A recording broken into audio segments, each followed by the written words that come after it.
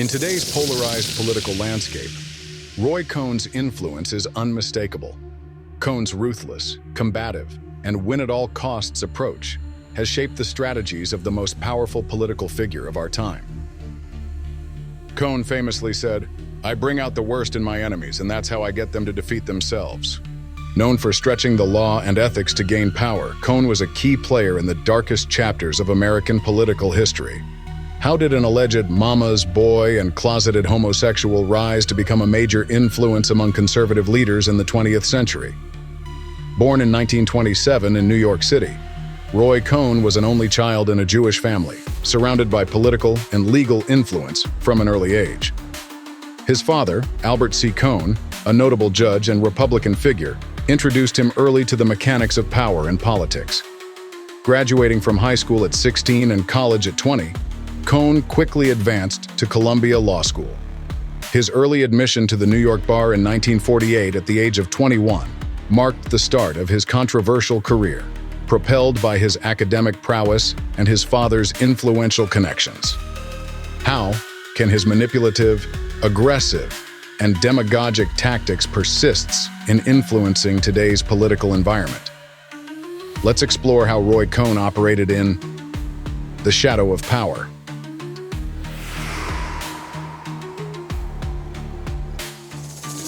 Roy Cohn, a young attorney in his mid-20s, played a pivotal role in the 1951 Rosenberg espionage trial, during a time marked by Cold War hysteria over communism. The conviction and execution of Julius and Ethel Rosenberg for stealing Manhattan Project secrets was based on testimony from Ethel's brother, David Greenglass, orchestrated by Roy Cohn. Greenglass, involved in espionage, later admitted to lying for self-protection. Cohn, facing prosecutorial misconduct allegations, influenced the trial significantly. Historians note Julius's espionage role, especially in passing nuclear data to the Soviet Union, but debate the trial's fairness. This case highlights the era's fear of communism and nuclear risks, marking a complex chapter in legal and national security history.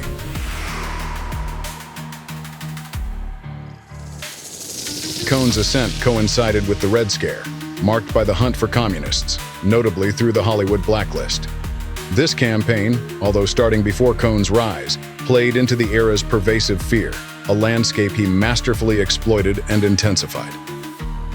The blacklist devastated careers in entertainment, linking people to communism without solid evidence.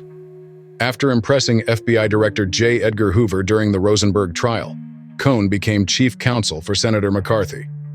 He directed secret anti-communist operations, leading extensive investigations without transparency. Their efforts culminated in the Lavender Scare, falsely accusing U.S. employees of espionage to hide their homosexuality. This led to Eisenhower's 1953 executive order banning homosexuals from federal employment and causing numerous job losses and suicides. Cohn's efforts exemplify how extreme ideology can trample fundamental freedoms such as personal liberty and freedom of speech, profoundly impacting American society.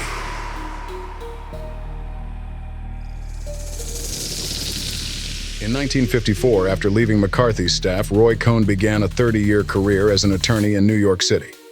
During this time, he represented a diverse array of clients, including key figures in politics, business, and organized crime. Notably, he was Rupert Murdoch's attorney, playing a key role in the 1986 creation of Fox Broadcasting Company.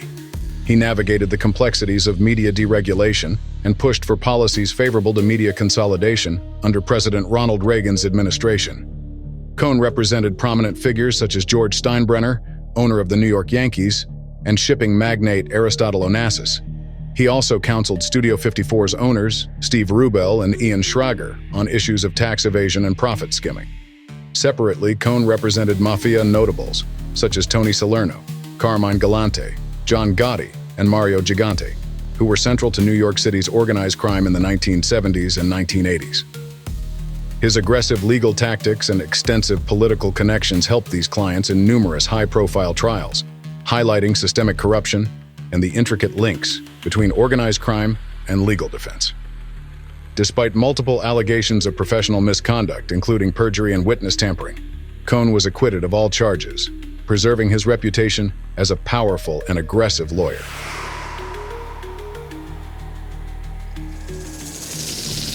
In The Art of the Deal, Donald Trump credits Roy Cohn's ruthless tactics as foundational for his negotiation and litigation strategy, a sentiment that underscores the profound influence Cohn had on him.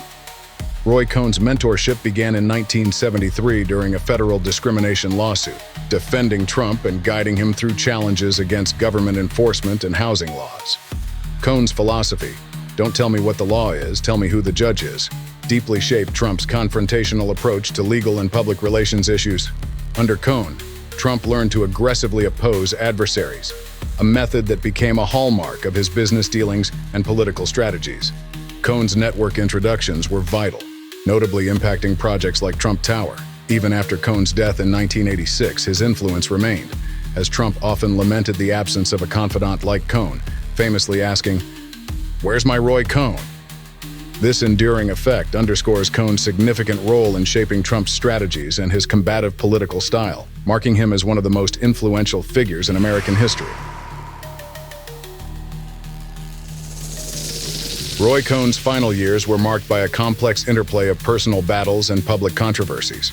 Despite his power and influence, Cohn's life was shadowed by his closeted homosexuality, a stark contrast to his public stances against gay rights, communism, and his conservative ideology.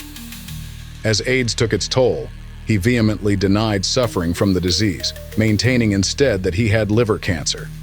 In 1986, amidst declining health, Cohn's legal career ended in disgrace. Shortly before his death, he was disbarred by the state of New York for unethical conduct, including misappropriating client funds, lying on a bar application, and coercing a client to change their will.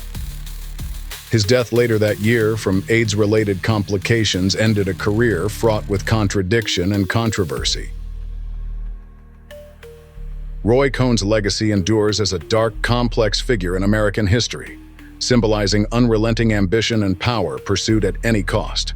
Subscribe to our channel to uncover more stories about powerful agents of chaos who shaped history from behind the scenes, in the shadow of power.